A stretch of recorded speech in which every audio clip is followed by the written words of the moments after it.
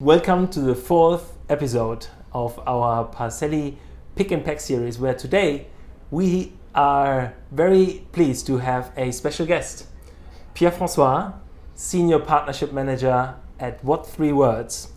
And we want to spend some time today to discuss not just the environmental impact of failed deliveries, but much more how it impacts from an operational and cost perspective.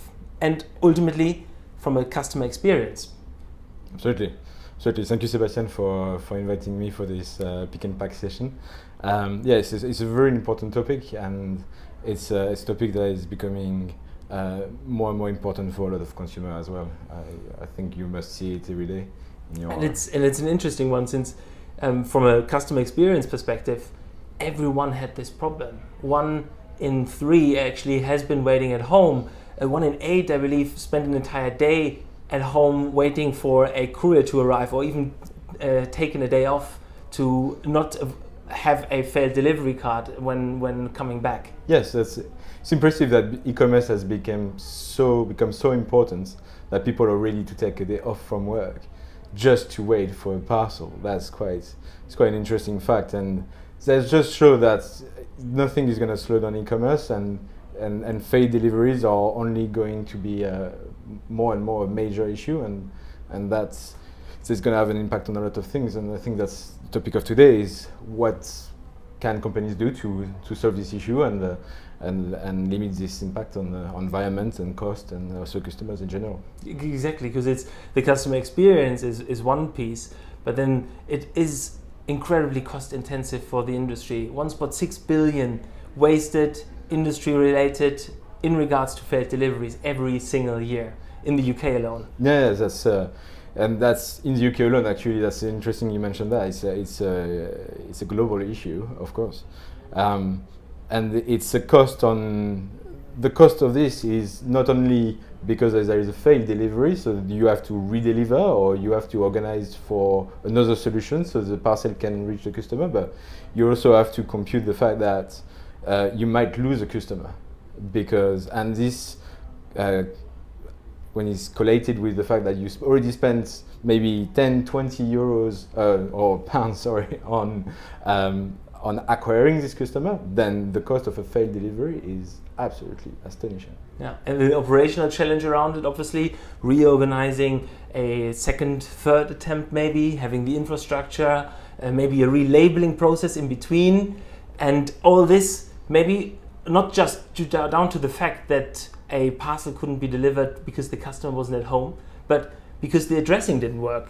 Yeah, addressing is a big issue, and I think that, if you think about new builds, if you think about more rural area, if you think about complex structure in an urban area, addressing is a big issue that actually we are trying to tackle at what3words. So yes. And interestingly enough, what3words is always considered as being a solution that is particularly interesting for consumers to facilitate their own lives. But then you have like a unlimited list of existing partnerships, and in particular in logistics. It is a logistics solution. There are some great examples of big companies and brands you're working with already. Yes, we've been doing that for quite some time. I mean, you were one of the earliest adopters and innovators in this field by putting a 3-word address, the 3-word address of all your partners. It's the list of partners that we have now in the logistic world is we are super proud of all of them. I mean, DB Schenker has integrated us into the eSchenker portal, so now the clients can specify a drop-off or a pick-up point using a 3-word address. I mean, of course, in London, QuickUp has integrated us a long time ago, and now they can understand the 3-word address without any issue. But also more maybe more B2B also solution like Sajik that has integrated us. So yes, we are very, very linked to the logistic industry, and it's becoming one of our main focus these days. And I guess it's also has been yours from the beginning, considering the nature of Parcelly, right? Absolutely, and it's like as you say, it comes from an operational perspective. It comes from a how can we make the process better, more cost effective. But then there is also a big part of your own conscience when it comes to what a failed delivery means and how much it might actually impact the environment.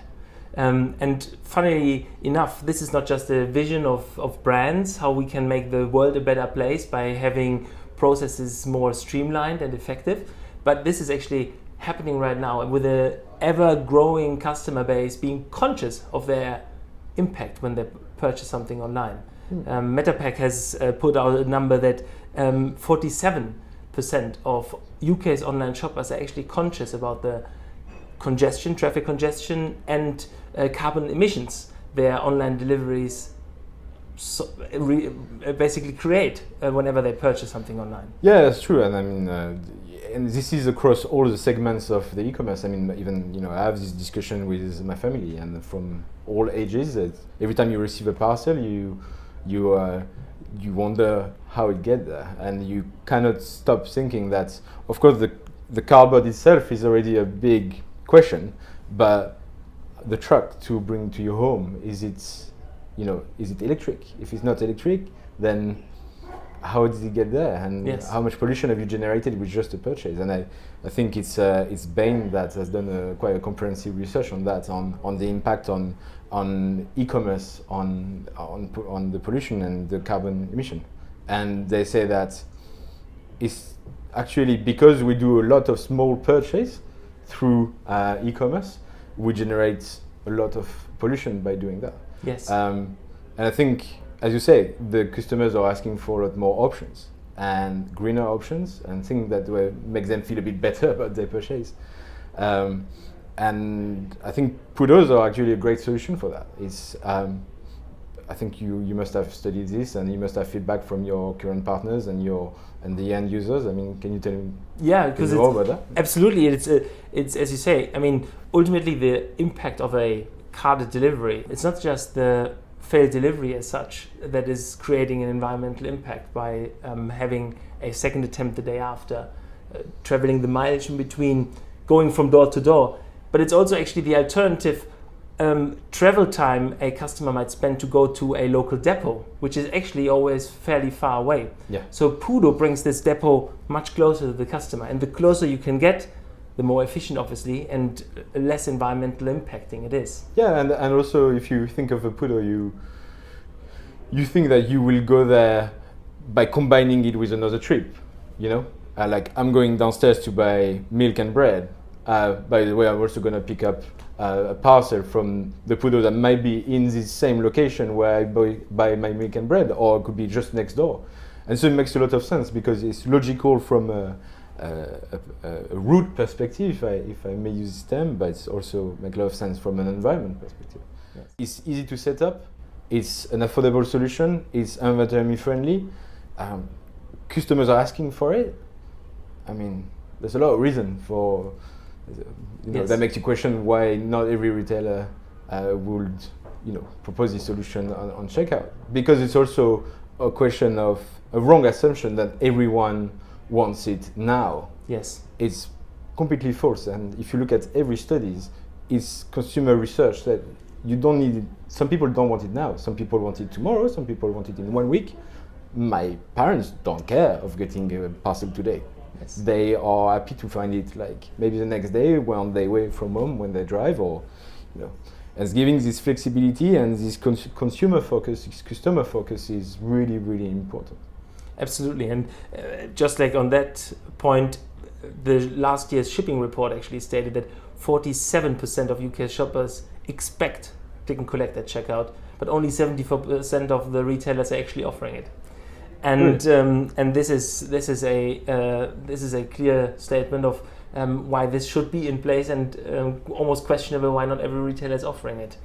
Yet, and this is the interesting one, combining technologies, not just a PUDO solution that brings the item closer to the customer, can be an in-flight delivery address, allows a carrier to drop off items in bulk rather than going from door to door, and the flexibility for a customer to choose between one delivery option and maybe then collecting, ultimately then not only for inbound but also dropping off for returns, combined with technology that allows specific addressing, seems to be almost a market-killing solution, not just for areas where addressing just sometimes doesn't work, but for countries or areas where addressing doesn't exist. Yeah. Ultimately, if you want to pollute less, if you're a delivery company, the simple first solution is burn less fuel. Okay? It sounds a bit stupid and idiomatic, but it's actually very straightforward. So how are you going to burn less fuel? Well, you're going to drive less distance and have better trucks and have less drop-off points. So if you can combine PUDOs where you can, bulk drop directly at this destination, and also have a very route optimized delivery path where you never look for an address, you know exactly where things are because it's calculated in advance, then it makes a total sense. And I can see that if you have, like, for example, 50% on PUDOs and 50% on precise addressing, I mean, not only you're going to pollute less, but you're also going to save money and you're going to deliver faster. Because how many times I see, we have a big building, our office is in a big building that is tricky to locate because it's under a high-speed road. How many times I discuss with drivers, from every single logistic company, and they told me, like, are you sure this is the right address? Are we here? I mean, that's a very, I think if you talk with drivers, you really understand the trouble they're going through every day. Absolutely, absolutely, and enable maybe even areas where e-commerce didn't land, and this can be an entire city, area, or country. Dubai maybe is a very good example where e-commerce struggled, not only due to the fact that it was on the cusp of evolving in retail only, but also because addressing made it almost impossible in the past to successfully deliver. But then also in areas where you have a lot of rural space. Where customers just know that actually even a retailer with a perfect omni-channel experience will not be able to deliver in that rural space. Look, even so, the Middle East is a very good example. The addressing systems is very complicated, and the e-commerce is rising, so you need to find alternative solutions. But if you look at Ireland, Ireland's addresses are causing a lot of issues because of a number of reasons, but the development of alternative solutions like PUDOs or just better addresses are the only solution I see to help retailers and logistic companies working in these territories to make sure that the delivery experience is the best possible. Because if you think about it, the purchase experience on the website doesn't stop at checkout. It stops when the customer opens the package and ultimately add the right thing in his package, but it stops when he receives the package. And if you just focus on checkout and then you don't really care about the delivery experience and the whole logistic chain after that, then you're forgetting and not seeing only half of the problem. Yes. So you need to take a look at that. Yeah. Absolutely. And I think, like, to wrap up, it is an incredibly interesting topic to see how ultimately digitalization allows not only carriers to integrate technologies much quicker, but also technology companies between each other to collaborate in almost no time at a very high pace and make this available as a packaged solution to retailers and carriers alike. And I think what3words and Parcelly is a great example of that. I think the way Parcelly is set up and the way we are set up ourselves is made for being, trialed, piloted very easily, and you can see the results almost immediately. So this is actually, I completely agree with you. Great. Pierre François, thank you very much for joining. We had a great session on the environmental impact of failed deliveries and how technology can allow to not only resolve the operational and cost-related problems, but also improve the environmental impact of failed deliveries. Thank you for joining, and goodbye.